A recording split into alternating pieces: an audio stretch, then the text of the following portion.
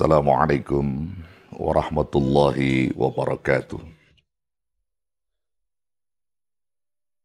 Bismillah, alhamdulillah, wassalatu wassalamu ala rasulillah, wa ala alihi wa sahbihi wa man tabi'ah, wa nasarahu wa walah, wa la hawla wa la quwwata illa billah, wa ba'du.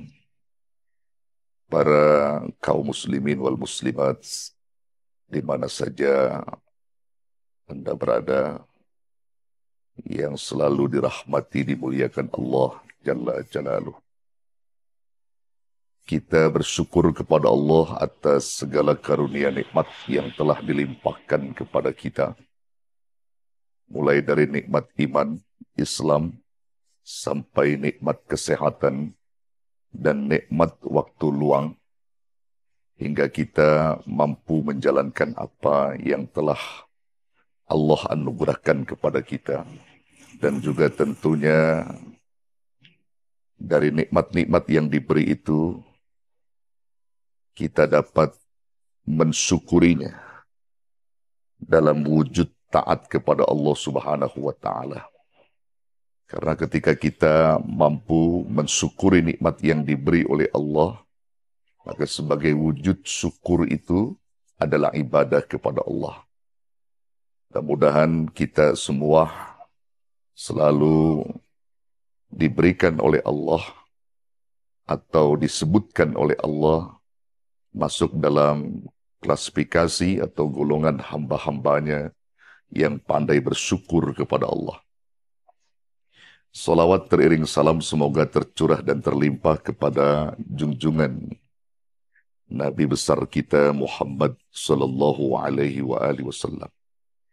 Saudaraku yang dirahmati Allah, Islam sebagai agama rahmatan lil alamin yang amat sangat menjunjung tinggi kehormatan umatnya dan juga menjunjung tinggi harkat dan martabat daripada umatnya.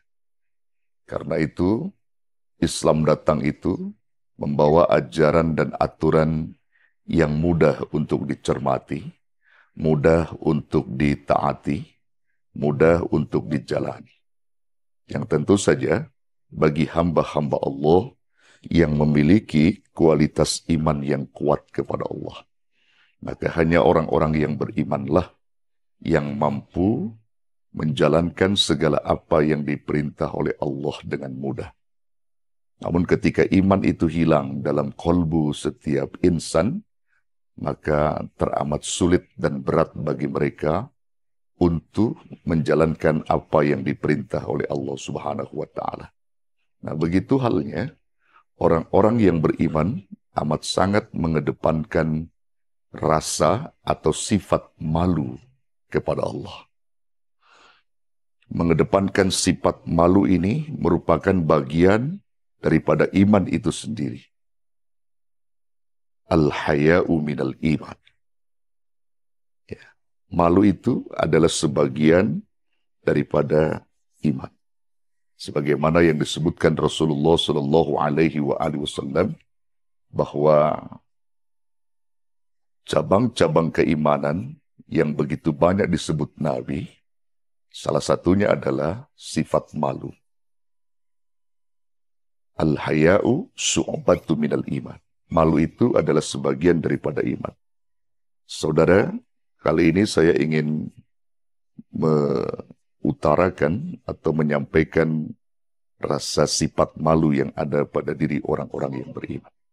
Dan ketika malu itu tidak ada dalam hidup setiap manusia, maka manusia itu tentunya akan menjadi manusia yang terendah di sisi Allah Subhanahu wa Ta'ala. Saudaraku, kita tidak pernah ingin menjadi orang-orang yang rendah di mata Allah, juga rendah di mata manusia. Kita ingin mengedepankan dan meninggikan derajat kita di sisi Allah dengan menjalankan apa yang diperintah Allah dan menjauhkan apa yang dilarang oleh Allah. Saudaraku yang dirahmati Allah, ada satu hadis yang diriwayatkan oleh Imam Bukhari dan hadis ini tergolong sahih. Nabi Sallallahu Alaihi Wasallam bersabda, Bismillahirrahmanirrahim. An Abi Mas'udin Uqbat bin Amr wal Ansari al-Badri radhiyallahu anhu qala.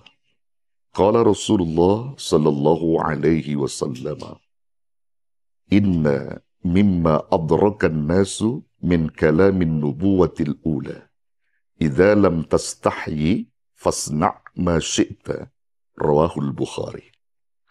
Dari Abi Mas'ud Uqbah bin Amr al-Ansari al-Badri, semoga Allah meridai kepadanya, telah berkata ia, telah bersabda Nabi Shallallahu Alaihi Wasallam, sesungguhnya ungkapan-ungkapan yang sudah dikenal oleh banyak orang dari ungkapan nabi-nabi terdahulu adalah idza lam tastahyi fasna' ma syi'ta. Apabila engkau tidak punya rasa malu, maka berbuatlah sesuka hatimu, berbuatlah sekehendakmu, berbuatlah apa yang engkau mau. Saudaraku, dari hadis ini kita akan temukan bahwa ketika orang hilang rasa malunya, maka apapun sesuatu yang menjadi larangan-larangan Allah, mereka akan lakukan karena dorongan nafsunya. Mereka hilang rasa malu itu kepada Allah. Mereka berzina, tidak malu dengan Allah. Mereka berjudi, tidak malu dengan Allah. Mereka ghibah, tidak malu dengan Allah. Mereka menjalankan semua apa yang dilarang oleh Allah dengan kepuasan nafsunya, tanpa ada rasa malu yang kuat diri dia kepada Allah.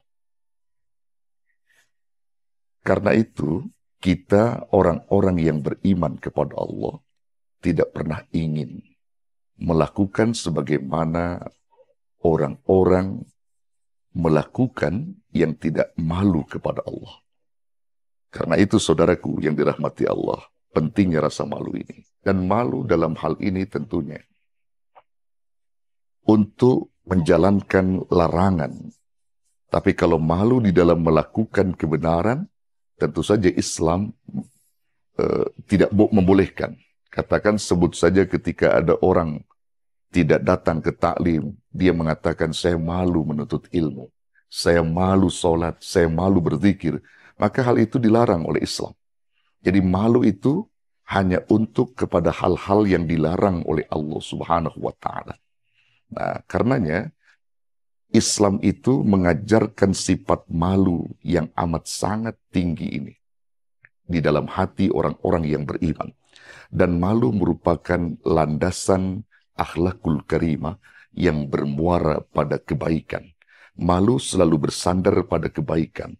Maka orang yang banyak malunya, maka banyak kebaikannya. Dan orang yang sedikit malunya, maka sedikit pula kebaikannya. Orang beriman justru menginginkan kebaikan itu selalu ada dalam hidup mereka. Mereka lakukan dengan sepenuh hati terhadap kebaikan-kebaikan. Kalau orang sudah meninggikan rasa malunya kepada Allah, maka ada dua sifat yang Allah turunkan ke dalam hati orang-orang beriman. Dan sifat ini jarang kita temukan oleh banyak orang, kecuali orang beriman. Sifat apa itu? Yang pertama Allah akan datangkan sifat al-iffah. Dan yang kedua adalah sifat al-wafa. Sifat al-iffah artinya orang itu bisa menjaga kehormatan dirinya. Dan al-wafa adalah sifat selalu menepati janji. Ketika dia sendiri dia malu berbuat dosa, dan di saat dia berjanji dengan orang, maka selalu dia tepati janji itu. Karena itu saudaraku, itulah malu yang diajarkan di dalam Islam. Orang-orang beriman menginginkan dua sifat yang akan ditanamkan oleh Allah itu, yaitu sifat al-iffah dan sifat al-wafa.